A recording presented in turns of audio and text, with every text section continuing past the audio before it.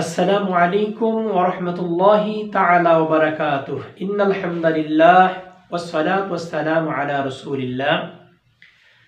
প্রিয় দর্শক শ্রোতা, দূরে এবং কাছে, দেশে এবং প্রবাসে যারা দেখতে পাচ্ছেন, সবাইকে আন্তরিক মোবারকবাদ। আজকে আমরা একটা গুরুত্বপূর্ণ বিষয়ে আলোচনা করব, সেটা হলো বর্তমান যুগের বক্তাদের কিছু ত্রুটি।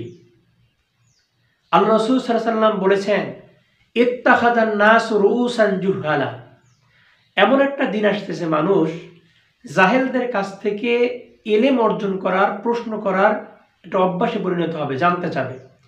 ফাফতাউ বিগাইরি ইলমিন, তখন তারা ইলম ছাড়া, ইলম ব্যতিরেকে উত্তর দিবে। সেই যুগটা আমরা অতিবাহিত করতে যাচ্ছি। আজ বাংলাদেশের প্রায় বক্তারা মন ঘোরা কথা বলে। 2 নম্বরে অপ্রাসঙ্গিক যে বিষয়গুলো সেটা মানুষের সামনে তুলে ধরে। 3 নম্বরে আধুনিকতা দেখানোর জন্য আধুনিক বিষয়গুলো তারা সামনে নিয়ে আসে।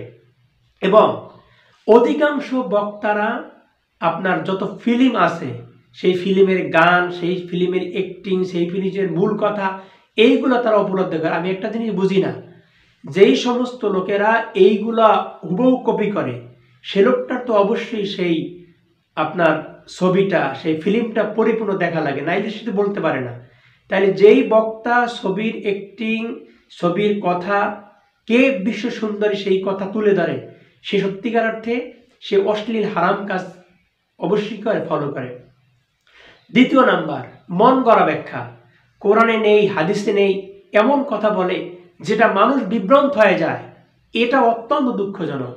এরপর আর একটা ব্যাপার হলো, বর্তমান জামানায় যে সমস্ত বক্তারা কথা বলে, দেখবেন কমেডি, হাসি, কৌতুক, এটা তো ইসলাম নিষিদ্ধ করে। এই কোরআনের কাজ, হাদিসের খেদমত অত্যন্ত গুরুত্বপূর্ণ কাজ, সেখানে কমেডি করে, হাসাহাসি করে, এটা দুঃখজনক। এগুলো করা যাবে না।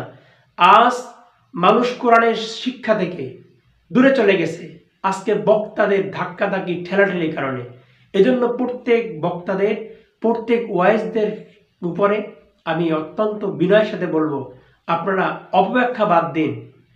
এই দুনিয়াবি আপনার ফেমাস হওয়ার জন্য, সেলিব্রিটি হওয়ার জন্য আপনারা চেষ্টা করেন না, আল্লাহ খুশি করার জন্য চেষ্টা করুন। তাহলে জনগণের উপকার হবে, আল্লাহ রাব্বুল আলামিন খুশি হবেন, সমস্ত মুসলিম উম্মাহ উপকৃত হবে। আশা করি প্রত্যেক বক্তা, প্রত্যেক ওয়াইজ কোরআন সুন্নতে কথা বলবেন, অশ্লীল কথা বাদ দেবেন, ফিল্ম দেখা বন্ধ করুন। তাহলে আল্লাহ খুশি হবেন, জনগণের উপকার হবে। আল্লাহ আমাদের প্রত্যেক ওয়াইজকে তৌফিক দান করুক। আমিন। আসসালামু আলাইকুম।